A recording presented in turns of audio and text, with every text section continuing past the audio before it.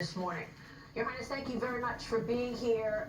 Wow, we are at this day. We have been together many times in the last several years talking about this. Your reaction to Khomeini dead and this U.S.-Israeli strike against Iran? Maria, there's no question that this is the game changer we've been waiting for all this time. The jubilation of Iranians at home and abroad shows how much people were hoping for this moment. And I join millions of Iranians thanking President Trump for taking this into action and delivering on his promise. We are so elated of the fact that now we have the beginning of the very end of the regime, because at least we are going to see more and more decimation of this regime, which can only equal the playing field so that the Iranian people could come back to the streets and claim the country back from this hated regime. And that is exactly what President Trump has been telling and messaging to the Iranian people: take back your country. How can they do that, sir? Well, Maria, this is time now for a very strong, stable transition. I am leading this transition. I have the support of millions of Iranian people. I have the people inside the country that are joining and broadening the coalition of forces that will be at play in filling the boxes. The military will side with us, and we have a plan of action and a transition plan. As a matter of fact, I'm glad to hear what Senator Fetterman was saying. It's music to my ears. I always thought that it should be a bipartisan issue when it comes to America's national security interests as well as business opportunities in the future, because we as Iranians look at America as our best partner in reconstructing ourselves. You know, the president says MAGA, we say MIGA, make Iran great again. And in that sense, I think that a different Iran that now will be at peace with the region, work with our neighbors, will bring an element of stability, will be good for American national security, but most importantly, an opportunity to be successful in terms of economic growth and what have you. Just by a change that we hope to bring to the table, that will be probably over $1 trillion worth of impact and revenue to the American economy, just by Iran's market being open to America, and how much we stand to benefit from billions of dollars willing to be invested into Iran.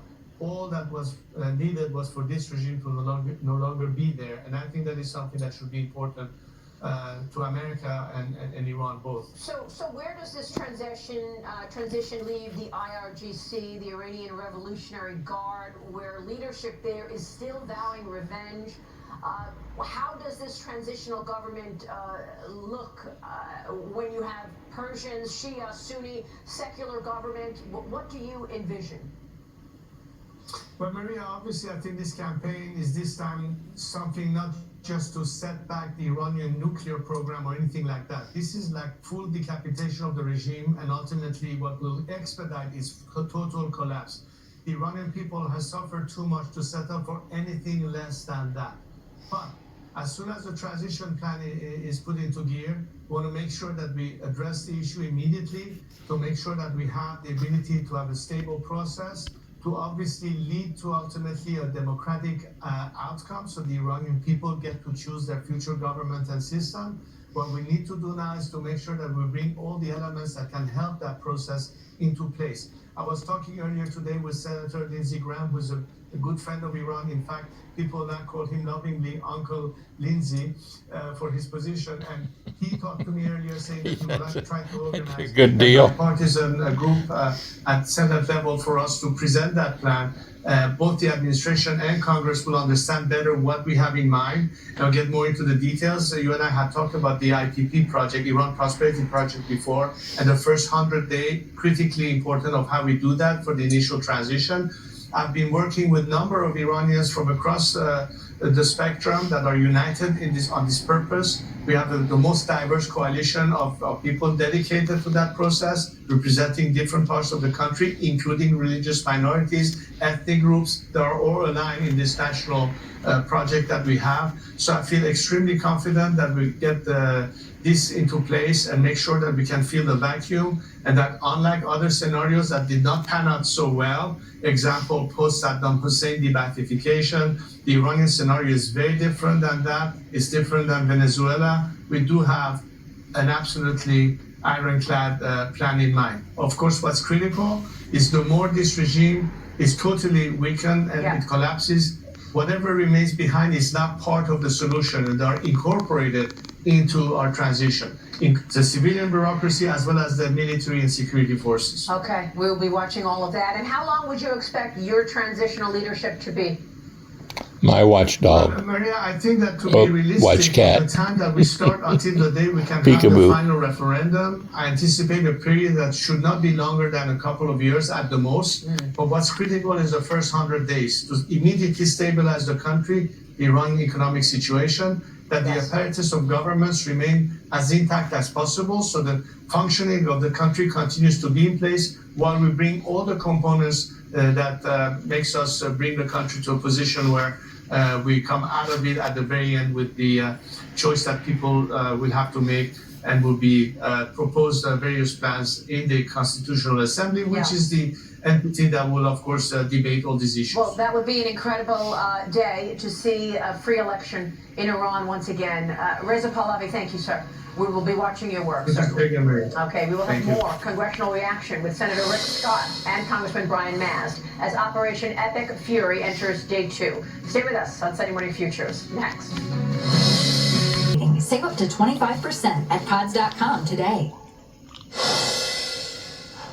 Welcome back with continuing breaking news coverage of the U.S. and Israeli military strikes on Iran. CENTCOM announcing moments ago, tragically, 3 U.S. service members have been killed in action and 5 others seriously wounded as part of Operation Epic Fury.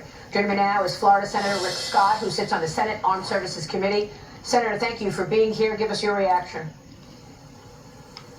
Well, number one, my heart goes out to the families of the servicemen and women that were lost, or service members that were lost. I hope the ones that are injured have a full recovery.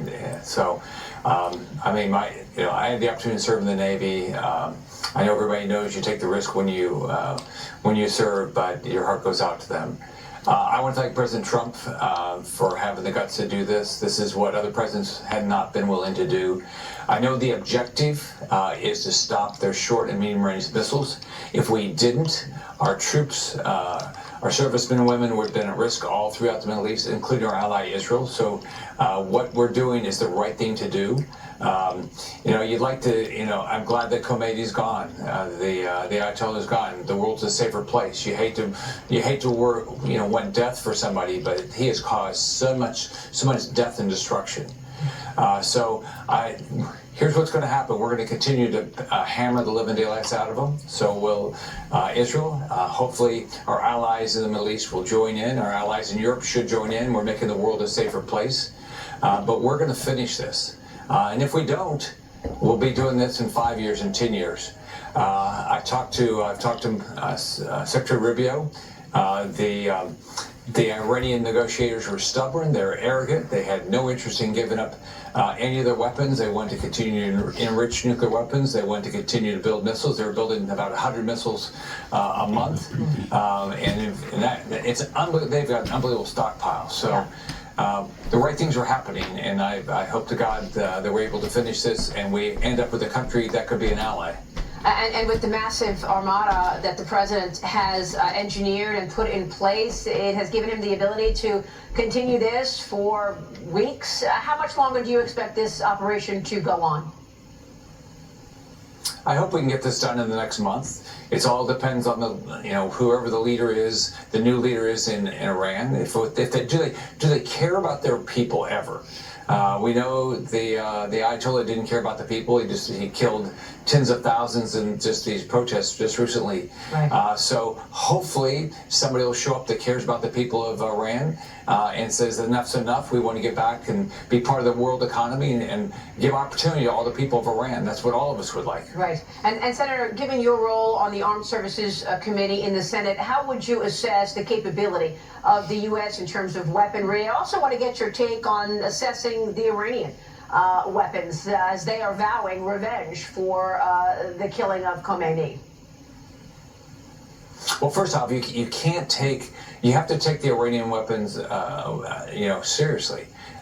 They've been after this for a long time. And you have to take seriously their proxies and what they could do. So you have to be very serious. But I wouldn't fight against the American military. I wouldn't want to fight against the Israeli military. We have the best men and women in the world. We've got the best equipment. We've got the best technology. We have the best information, and we will demolish them. Now the question is going to be how many Iranians are going to die as a result of stupid actions by the leadership of Iran. Yeah. Well, real quick, Senator, before you go, you've got a vote on Tuesday. Some of your colleagues want to clip the president's wings in the middle of this with the war resolutions vote. What are you expecting, and how will you vote? Well, I include them going to oppose it. And what's fascinating to me is the Democrats didn't do this under Biden or Obama. When Obama, did strikes in Syria, not one. No, the Democrats didn't come up with a resolution. Yeah. So this is all politics. Okay, Senator, thank you. Senator Rick Scott will be watching that. And now from the Senate to the House, Iraq combat veteran and the chairman of the House Foreign Affairs Committee, Florida Congressman Brian Mast. Sir, good to see you. Thank you for your service, and thank you, Rick Scott, for your service. Your reaction, you were with me just a week or so ago, and you told me you were expecting the strikes. It has happened. Assess the situation for us, sir. My assessment is this, working from the outside in, of course, the United States of America benefits because we no longer have the head of this octopus that is the largest attacker against the United States, from our merchant mariners to our Navy to those soldiers that are just stationed in places like Jordan. Then, of course, Israel benefits because they're more directly in the backyard. And then, of course, the Iranian people benefit a great deal from everything in this opportunity to go out there and take back their country. And juxtapose that to who is hurt the most by this. You have, of course, all of those proxies of Iran that receive all of their support, their weapons, their funding from Iran. They are devastated by this, like the Houthis, like Hezbollah. And then you have China and Russia, who have the most amount of trade for Iranian oil and gas, weapons going back and forth. They are hurt the most by this. So I think the largest thing that we face in terms of preventing an uprising, they're preventing people from rising up against the existing system, is clandestine operations from China and Russia who want to see a continuation of the status quo. And what do you want to say about the impact on America? What should Americans be thinking about in the middle of all of this? We think about, of course, number one, we did lose 3 service members to this point. These service members understood the hazards of their profession. They went out there and conducted their duty to defend the United States of America, and I could not be more proud than to thank them for their service and say that I'm proud to be their brothers in arms. Couldn't be more proud of that. And the other thing that I would say about this, besides my love for them, is to recognize who is lining up in support of the Ayatollah. And I just touched on it about China and Russia, but I think there's 2 other entities that are worth noting. You have, of course, the head of the United Nations, the Secretary General, who's lining up against America in support of the Ayatollah and the existing system. And the 4th one, well, maybe not surprising, but very troubling, is most congressional Democrats. As you brought up, they're going to line up next week and say, we don't want the president to have any authority to defend the United States of America against the imminent threat of Iran. Yeah. So imminent that even just a year and a half ago, they killed 3 U.S. service members in Jordan and everything else that they've done since then. Extraordinary. Congressman, thank you very much. And Mr. Chairman, thank you for all of your work and your leadership. Brian Mast, Chairman of the House Foreign Affairs Committee. Thank you. And we continue our breaking news coverage. Joining me right now is Fox News senior correspondent Benjamin Hall. And of course, Benjamin, we are so grateful that you are with me today. You were covering the war in Ukraine. Your vehicle was struck by Russian fire outside Kyiv. This is personal to you, obviously. Thank you for your service. Well, thank you very much. And of course, the first thing that I'm thinking of at the moment are the families of those 3 American service members who have died, and the 5 who have been seriously injured. And I understand what that's like for the families back home. So my thoughts go out to them. Well, tell us about what you expect our service members to be feeling today on the ground, not boots on the ground, of course, but in the air, at sea, in terms of taking down the Iranian regime. Well, certainly you see how their mission has been target-focused to what they've got to do, and it's interesting to see that they're starting from the top down. They're getting rid of different levels of the regime. They start with the Ayatollah, the head of the IRGC, and the fact is I think they're going to keep moving down that chain, and they have targets in sight, and they know who they have to hit next based on intelligence from Mossad, the CIA. They know where they're going. President Trump spoke to Jackie Heinrich just recently and said, we know where our targets are, we know who we're looking for. And I think they will be hoping that the cracks appear in Iran as soon as possible. Once you get low enough down in that in the leadership, you want people to rise up. You want the people of Iran to be able to overthrow them. So I hope that will happen soon. Yeah, I mean, we also know that China is our #1 adversary, and China could be sharing information about where U.S. assets are to Iran, may have been over the past year. Your reaction to all of this, because intelligence was so critical in this operation. John Ratcliffe doing an incredible job as director of the CIA. Well, we've been seeing in the last couple of days satellite imagery coming out from Chinese firms and look at some of the U.S. bases, and they are picking out every U.S. plane, every U.S. bomber. We no longer live in a world where you can secretly prepare for a war. They are watching where every asset is going, and the U.S. can use that to its advantage. You know, it was a warning sign to Iran. Our whole Navy, much of it is moving there. Our Air Force is moving there. That should have served as a warning to Iran. They didn't heed it. But yes, there is no hiding how U.S. air power is moving. The Chinese are watching. We've seen the images from their satellites. Benjamin, thank you. Thank you. Good to see you. You too. Fox News senior correspondent Benjamin Hall. Coming up, I will speak with former National Security Advisor Robert O'Brien and former Deputy National Security Advisor Virginia Coates as we continue to monitor the breaking news out of the Middle East here on Sunday Morning Future. Stay with us. Welcome back. Breaking news this morning as we continue to monitor the news out of the Middle East as President Trump is warning Iran not to retaliate following the death of dictator Ali Khamenei and his top staff. Joining me now is former National Security Advisor Robert O'Brien and former Deputy National Security Advisor Victoria Coates. Thank you so much for being here to you both. Robert, let me kick this off with you. How worried should we be about Iranian retaliatory strikes? Well, look, we saw it today with the death of our servicemen and women, and my condolences go out to those families that lost their loved ones. I can tell you as National Security Advisor and being with the President, the toughest days we had were to go to Dover for the dignified transfer of the remains of our fallen heroes, and this has been a tough day, but they were doing the right thing. They were defending our country, and we're grateful for them, and we love them. But look, the Iranians will try to retaliate. Their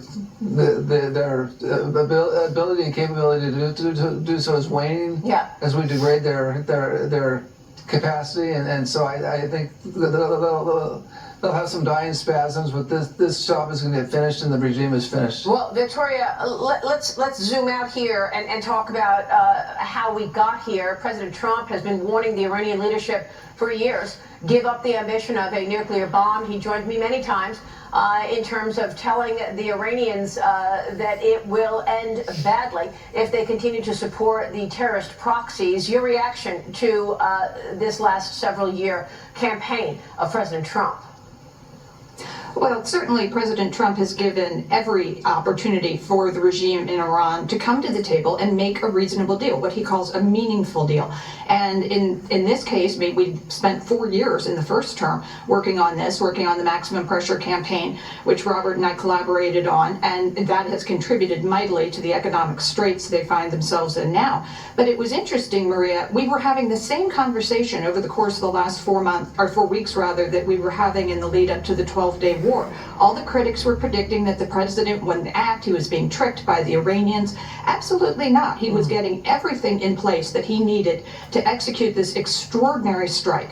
And the Iranians now know they're defenseless. And that is a very, very dangerous point for us. I agree. We have to be mindful of potential attacks. And of course, our thoughts and prayers go to the families of those 3 heroic service members we lost today. But at the same time, Iran doesn't have many more cards to play. Yeah, and this as a result of seismic changes in foreign policy directed by President Trump, whether it be Iran or Venezuela or Russia. We're going to talk more about that. I want to zero in on China with you both. Robert O'Brien and Victoria Coates, stay with us. We'll be right back.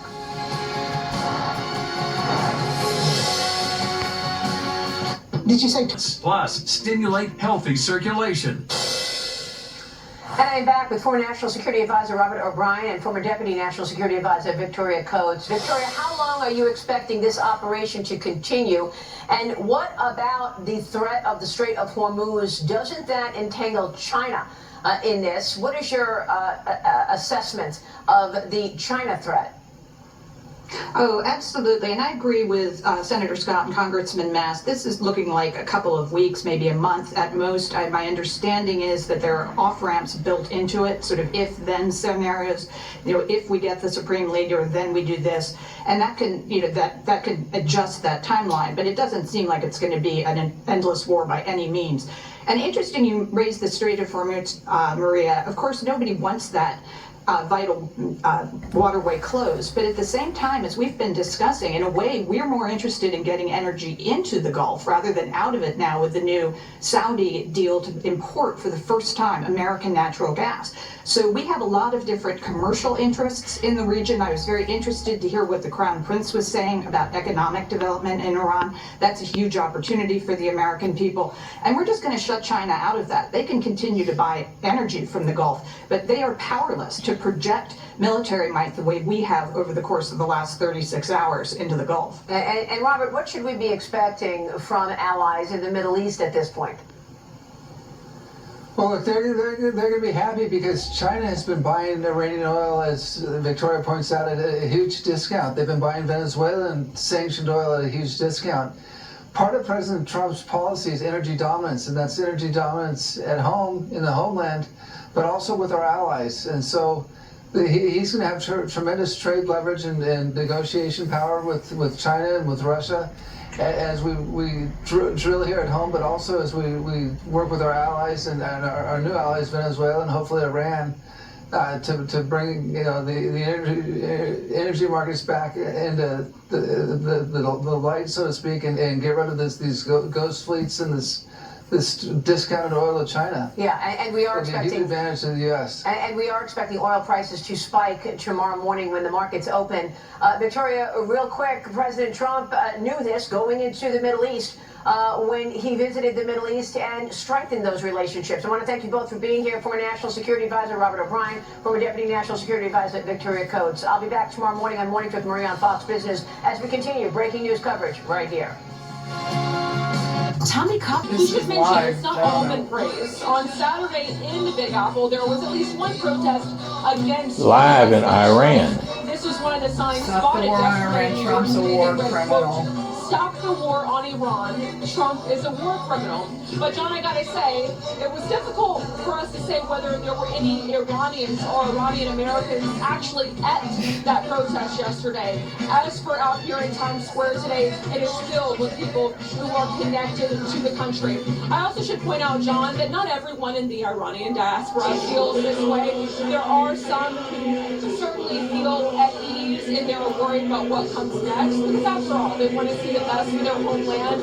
But in this current moment in Times Square, lots of celebrations, many people out here carrying signs praising President Trump and Israeli Prime Minister Bibi Netanyahu. This is in New York City. Joy seems palpable, these marches. even through your camera and microphone there. This It's important. I mean, one that you saw against it, and one you saw for it. That was yesterday. To exercise increased caution after President Trump's bold strikes on Iran.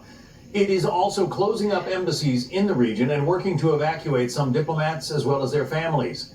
Senior foreign policy correspondent Jillian Turner is live from the State Department with more on that. Jillian. Good afternoon to you, John. Most U.S. embassies across the Middle East this afternoon remain under shelter-in-place orders, and that is for good reason. There are several 100,000 Americans on the ground in the region. A senior official gives us this statement exclusively. The Department of State has no higher priority than the safety and security of U.S. citizens overseas. We strongly encourage U.S. citizens to have their own departure plans in place and not rely on a U.S. government-assisted departure.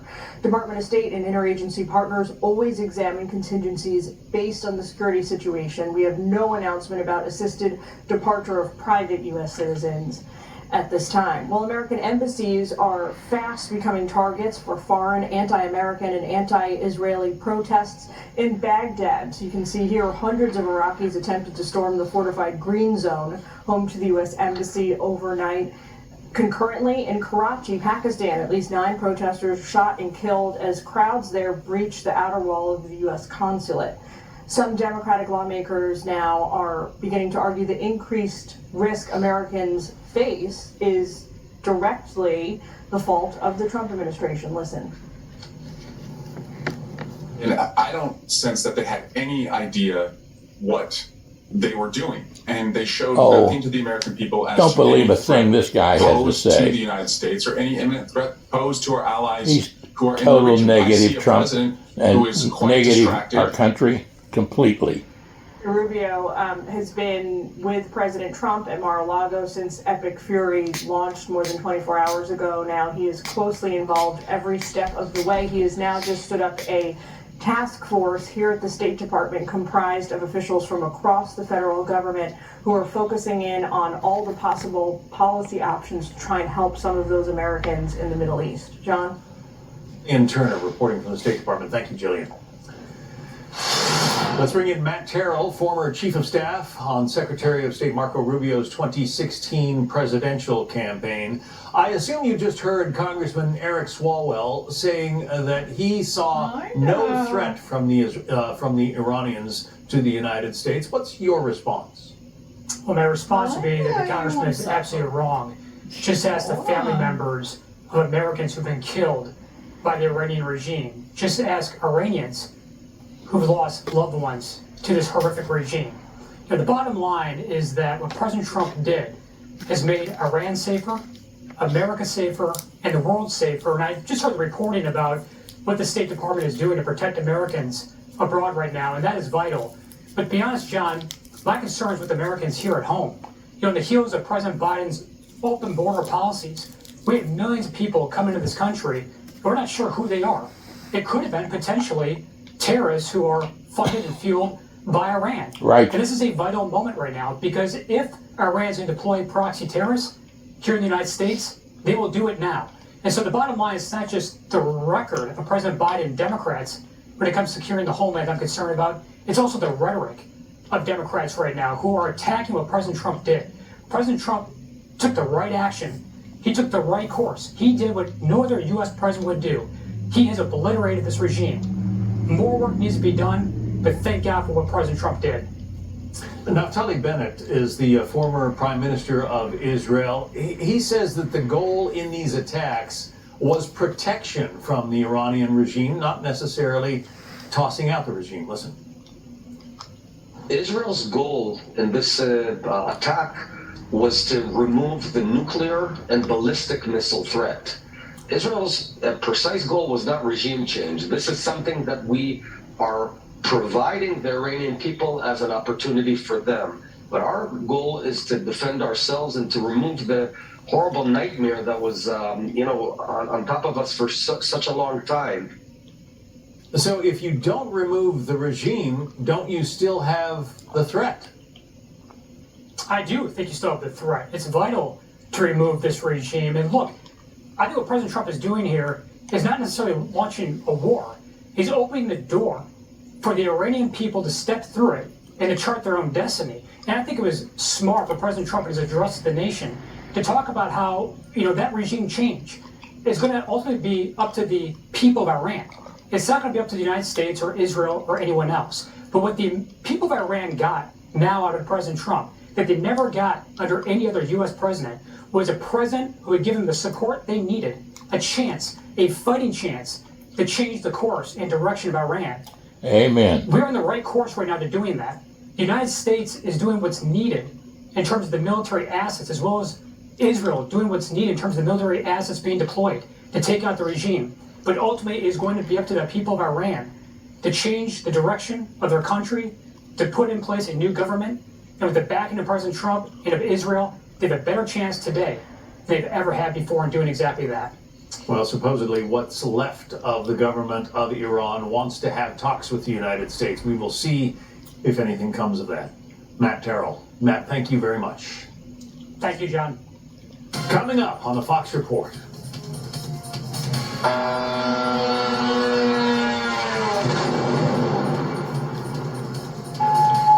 Iran strikes back at several of its neighbors in the Middle East as lawmakers and U.S. allies in the Gulf talk next steps. More on that straight ahead.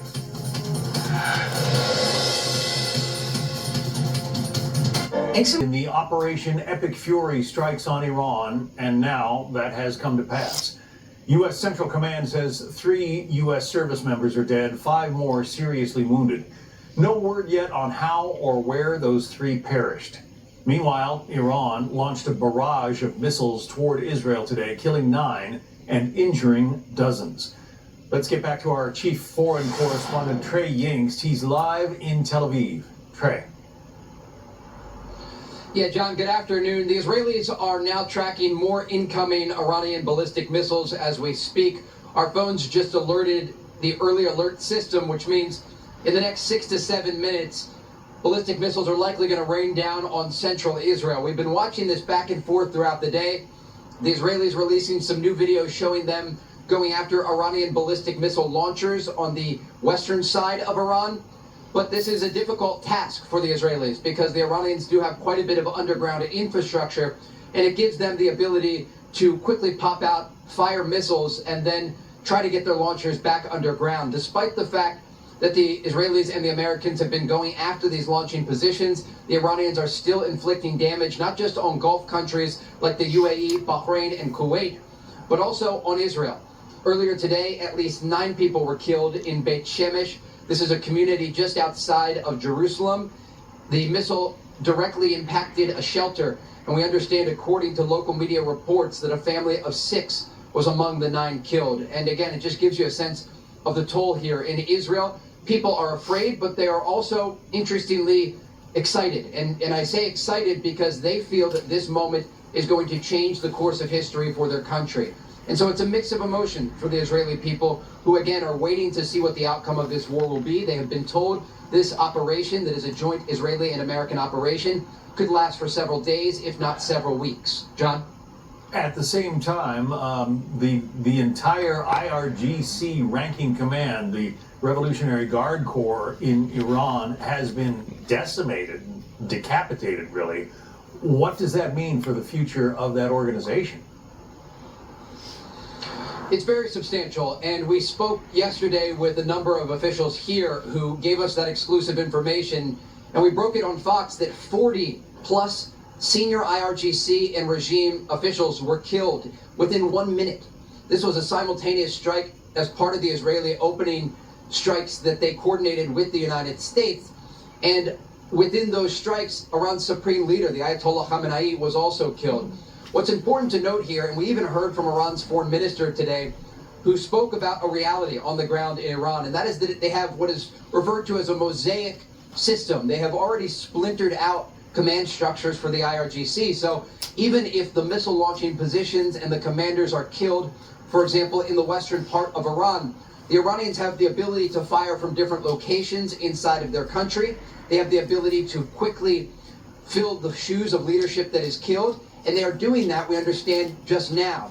We also heard earlier from Iran's president, Masoud Pezeshkian, who is now basically leading the country without the supreme leader alive, and he vowed to continue the fight. And so we do expect more exchanges of fire in the days ahead. But remember, when we zoom out here, John, we can look at the regional proxies that Iran has, and this is a real threat to Israel as well, and something that the Israelis have to take into consideration. Israel is certainly looking east to the Iranian regime, but they're also looking north, and they are also looking south. And they are seeing that Hezbollah in southern Lebanon and the Houthis in Yemen still have missiles and drones that they could launch at Israel if they decide to get involved in this fight. And I'm just getting one update, John, from my producer here. It seems that these incoming missiles, at least initially, are targeting the Jerusalem area that was hit earlier today. We do not see any sort of sirens, and just stay with me 1 second, and I'm going to read these alerts here. All of the rocket sirens, so just 1 minute ago, John, sirens were sounding in central Israel, in Jerusalem. That is to the east of our position here. We've not yet seen any interceptions from this location, but about a 45-minute drive that direction, you get to Jerusalem, and that is where that incoming fire is happening right now. Jerusalem is a city of more than 1 million people, and the entire population at this moment, including the U.S. Embassy, the ambassador Mike Huckabee, are in shelters at the moment. John? There was that one horrific ballistic missile attack on, I believe it was Tel Aviv yesterday, that killed, well, within the last 24 hours, it killed something like 9 Israelis. And Israel said they were launching an investigation into why that missile was not intercepted. It's a remarkable time when a ballistic missile is fired at you and you expect to be able to take it out before it ever hits the ground, Trey. Absolutely. The Israelis have a tiered missile defense system. It starts at the lowest level, the Iron Dome, and then they go to David's Sling, and then the Arrow 2 and 3 systems. If they need additional assistance, they can employ American Patriot missile defense systems or THAAD systems that are in this country as we speak. You also have the USS Gerald R. Ford off the coast of Haifa in the north. And so these systems are all working together to shoot down the incoming fire. But there were two significant impacts in the past 24 hours. One in Tel Aviv, where one woman was killed at a direct impact in a residential area. And then the second earlier today in this community outside of Jerusalem, where reports indicate 9 people were killed. And so the death toll from these missile strikes stands at 10 people since this war began just over a day ago. And remember, we have heard not only from Israeli Prime Minister Benjamin Netanyahu, but also from President Trump. Earlier today, I received a message from a senior White House official who indicated that the president understands the Iranians now want to talk. He knows that they're under a lot of pressure. And ultimately, this official says the president will be willing to have those conversations. But at this moment, the operation against the Iranian regime continues. John? Well, as you say that, I'm reading an alert from the Associated Press, which says that the Iranian cabinet warns that this, quote, great crime will never go unanswered after Khamenei was killed by Israeli forces in that airstrike. It doesn't sound at this moment like the Iranians are getting ready to lay down their arms and just roll over. I'm going to run up to the pet store when Absolutely, it's ready. and what's interesting here is they haven't gotten the message yet. Off, so not only was the entire leadership structure of the regime, except for the president, taken You out don't do in these anything strikes. else? They send me an You also email when had it's ready. these American strikes No, I against saved like Iran's Navy $10. today. Oh, well, President good. Trump So it's announcing like- on True it's a total Social of 30. that That kind 9 of brought us Iranian down to Navy $200 vessels in were our sinking account to for the bottom paychecks of the sea. Tuesday. And again, this is an indication that I was both gonna the ask if it was Americans and the okay, Israelis but have air I security need to No, let go her ahead. over anyway. Iran. They Go can ahead. take out not only vessels, they can take out launching positions and command Anything and else control do, centers. bill-wise? But again, the Iranians have not yet Well, seemed to have gotten Spectrums the do message. like the first or the And second, but I always United wait States till our and Israel checks is are in and prepared pay if this that day. campaign drags on how much to is that bill? continue That's- intense strikes against the 190. Iranian That's the regime. one for the Remember, phone? when we back up here just Yeah, to for last all week, this. Oh, for all President this, Trump that's not the sent his phone. top 2 No, the negotiators, phone was U.S. Special already Envoy Steve taken Witkoff out. And how and much his son-in-law there? Jared That was Kushner 150. to Switzerland for a third that round took- of nuclear paid talks. off I spoke my phone. yesterday Oh, with yeah, a right. senior U.S. Remember? official Yeah. who again described that President Trump was giving the Iranians an olive branch, an off-ramp, a diplomatic choice, and they didn't take it. And this led to this operation I now gotta that have a has little not day only here killed one day Iran's when my brain supreme doesn't leader, feel but fried or decimated stressed. the entire And I can structure of play the with what Iranian that guy regime. said And remember, to do to when it see comes how to to the stream it. leverage Yeah. that the Iranians See had if at the it's negotiating easy table, to do. it started Yeah. with the He made it nuclear sound program. like it President Trump was. last summer ordered You Operation know? It is for Night somebody. It's Herald like the same destroy thing with my Iran's computer. nuclear For somebody program that's in used those to doing strikes it, using Yeah. B-2 but bombers. I've lost Then Iran has my its regional memory. proxies. Those proxies have been Lost me. largely decimated by the Israelis over the course of the past 2.5 years. And then you have the ballistic missile program. They are using those missiles to target Israel and also U.S. forces in the Gulf. But as this war I wouldn't grinds on, mind if you could the set up your options that the Iranian regime has your to computer respond in will here for me continue so to I can watch deteriorate. that thing And it does raise these significant and questions see what I have about to when see. they are going to take the United But States seriously. instead of having to And sit out according there to in the U.S. chair out officials, there. they will continue hammering But the is it Islamic hard to Republic set it up until for they you? do so. Well, and in the darkness, the pre-dawn darkness, it's my understanding that the B-2 Spirits Well, you want to set started it back in, dropping set it up in my office, bombs on maybe? Iran. Your Those office instead are on the top of your- stealthy, that'd be easier. high-capacity bombers that were Do that used if you would. in the Right attacks now? on the Iranian No. nuclear I mean, before you facilities leave. last I'm not summer. They can leaving carry it. something Oh, like okay. 8,500-pound bombs. Are you just going to So they fast are forward through? You're not going to massive, sit and No, I'm watch not it going to sit and launch, watch. are you? No, I'm not going to sit and watch it. And they're being I'll go employed a little bit now at a time. in the dark of night. That is going to make a significant difference, I would think, in the Iranians' attitudes. I take it we're not going to watch Absolutely. a When you midsummer consider the murder amount of because it's strikes, we're almost looking at more than 1:45. 1,000 just U.S. strikes since this operation began. And they are systematically weakening the Iranian regime. And that is why it is so interesting to see these officials, what is left of the Iranian leadership structure, still threatening the United States. And they try to push out this propaganda claiming that they targeted U.S. aircraft carriers in the Arabian Sea, for example, and it's not true. The things that are getting targeted are within the Iranian Navy. And again, the president has made clear that 9 Iranian vessels are currently sinking to the bottom of the sea. And there is no indication that the United States is going to let up until the Iranians agree to make concessions. And at this point, this is a regime that is the weakest it has been in 47 years. And when we step back, they had an opportunity to make a nuclear deal. They didn't take that deal. Earlier this year, whenever protesters peacefully gathered in the streets of their country, they slaughtered them, 32,000 civilians. And they've been continuing to funnel weapons, money, and support to regional proxies that threaten U.S. forces across the region. And so some people are questioning, why is this happening now? It's happening because if the Iranian regime were not to be stopped, they would pursue their nuclear program, they would continue uranium enrichment closer and closer to weapons-grade material, and they would continue to try to build up proxy forces across the Middle East that threaten the 30 to 40,000 U.S. troops that are currently deployed to the region, along with U.S. ally Israel. And as we have seen, these Iranian ballistic missiles pose significant threats to everyone in the Middle East. And Trump administration officials tell me the Iranian regime and the Supreme Leader himself, they were seen as the last major hurdle for President Trump's broader vision of peace across the region. President Trump was able to end the war between Israel and Hamas inside Gaza, and then develop the Board of Peace and bring in these regional countries that previously did not get along, that were not willing to sit at the same table. But it was always the Iranian regime that was unwilling to make these diplomatic concessions, and that's how we ended up here with a new conflict developing in the Middle East. Well, Trey, you began this segment by telling us that you've got a warning of potential incoming fire. We will let you get to a place of safety if that's necessary, and we will get back to you a bit later if there are more developments. Trey Yingst, live from Tel Aviv. Thank you, Trey. So as the U.S. suffers its first 3 casualties in this weekend's operations in Iran, senior correspondent Benjamin Hall, who was wounded covering the war in Ukraine, joins us next on the CIA intel work that helped pull off this operation.